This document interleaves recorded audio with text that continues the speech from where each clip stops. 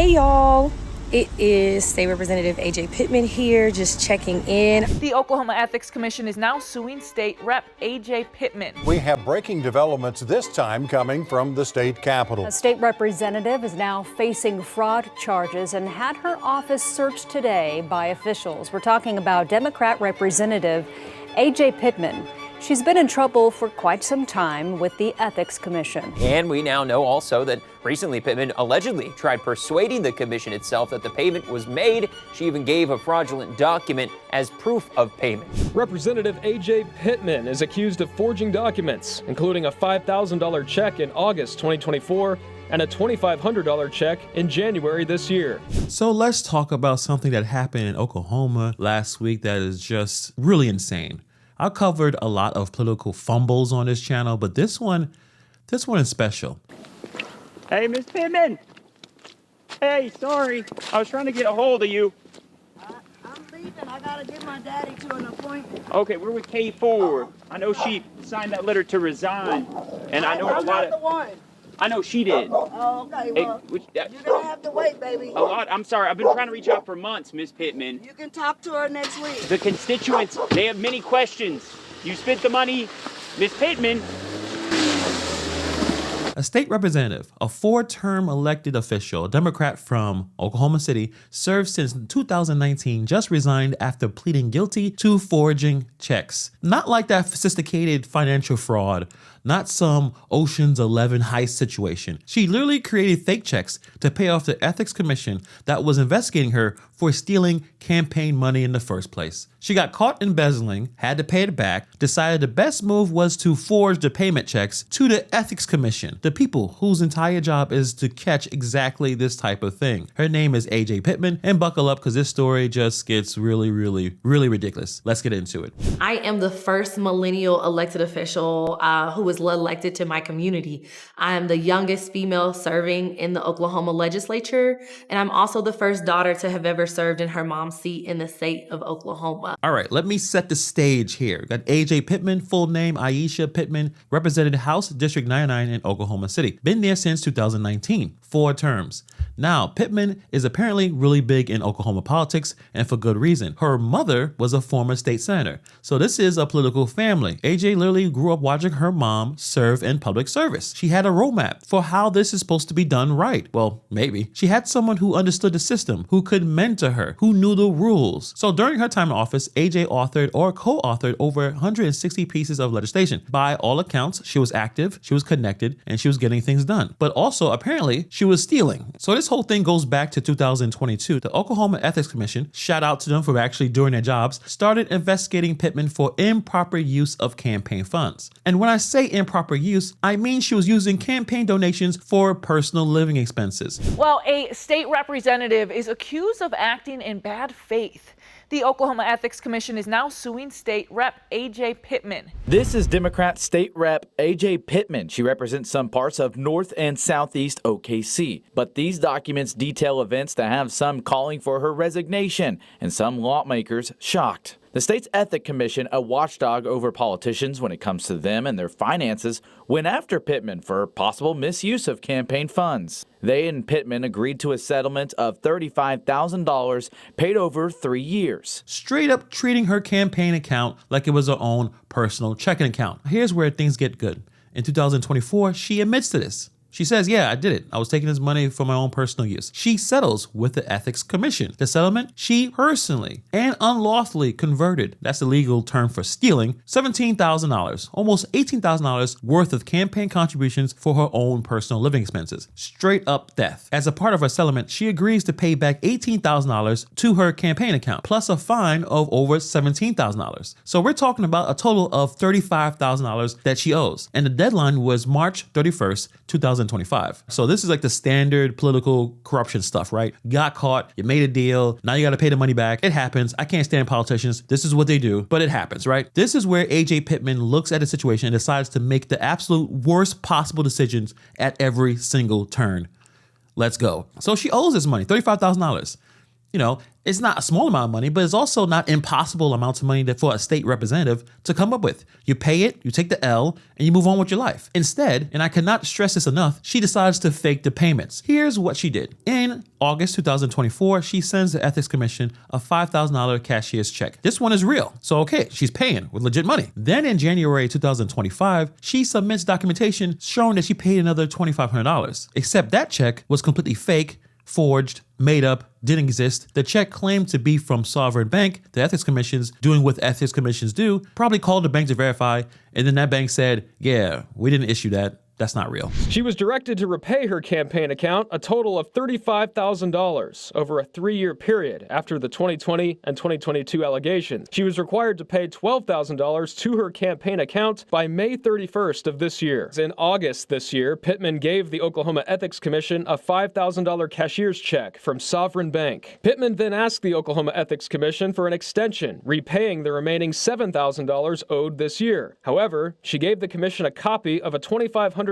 check from Sovereign Bank that she said she used to repay her campaign account. That check was also dated January 27th, 2025. Sovereign Bank told investigators that it never issued the cashier's check after the Oklahoma Ethics Commission became suspicious that that check was forged. So now at this point, if you're AJ Pittman and you have even a little bit of sense, just a tiny bit of sense, you might want to panic. You might want to fix this situation. You might actually want to pay with real money, but no. Not at all. According to the Attorney General's charges, she didn't just forge one check. Court documents allege that she directed the creation of falsified checks, plural, and then used a computer network to transmit the fraudulent documents to state officials while representing them as genuine checks. She involved other people in this scam as well. There's a Senate executive assistant who also got charged. That's where court documents say she messed up, alleging Pittman had her legislative assistant help doctor a check and bank documents to make it look like she'd withdrawn the money from her personal account. Last fall, investigators with the Attorney General's office served search warrants on Pittman and that assistant's homes. There, court documents say they found a computer with an instant message exchange between Pittman and that assistant, Trina Bias, from the day her repayment was due. Pittman asks Bias for urgent help, telling her she needed a $2,500 check dated January of that year and needed it to match a specific account. Pittman also telling Bias how to doctor a bank statement by blacking out certain parts of it. Bias then asks, will this work? Pittman responds, absolutely. Court records show that messages and email exchanges from Pittman and this assistant on the same day Pittman allegedly submitted the fraudulent documentations to the Ethics Commission. She literally built a whole conspiracy for $2,500 to pay back money that she stole from her own campaign account. Those donations that was given to her to run for office. This is ridiculous. I mean, I think I've seen cartoon villains with more sophisticated plans than this. But oh wait, there's more. She agreed to provide the Oklahoma Ethics Commission with receipts for campaign transactions. However, she told investigators that her office building had flooded numerous times, and all the receipts were destroyed.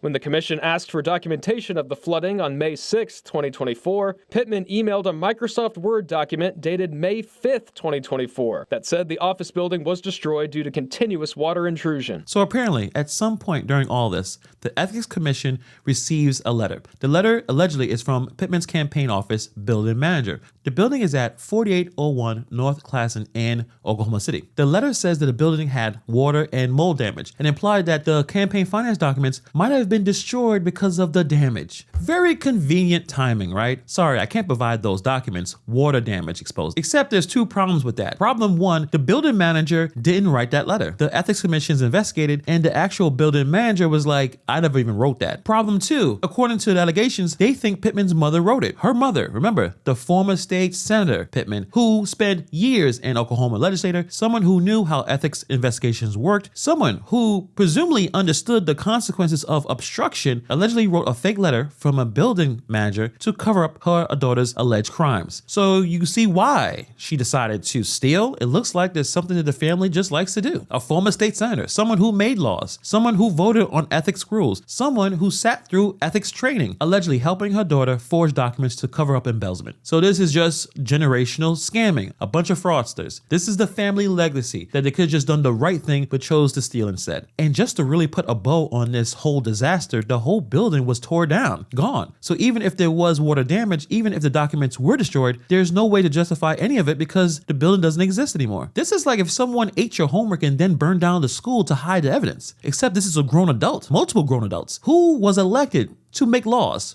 4 times. So in October 2025, the investigators executed search warrants. They raided her office and her house. They seized items related to the investigation. At some point, the Oklahoma House Democratic Caucus, her own party, temporarily suspends her from caucus membership and activities. So they realize this is really bad and we're going to be benched until we figure this whole thing out. She gets suspended from all of her House committee assignments. She's technically a representative at this point, but she can't do any of the actual work of being a representative. Then, January 28, 2026, just 3 days ago, the Oklahoma Attorney General files felony charges. 3 charges: conspiracy to commit a felony, forgery in the second degree, and violating the Oklahoma Computer Crimes Act. That same morning, Pittman appears before a judge and pleads guilty to all 3. And now, as a part of her plea deal, she has to resign. State Representative Ajay Pittman resigning from office the same day she pleaded guilty to felony charges. Abby, a forged check that she submitted to the Oklahoma Ethics Commission.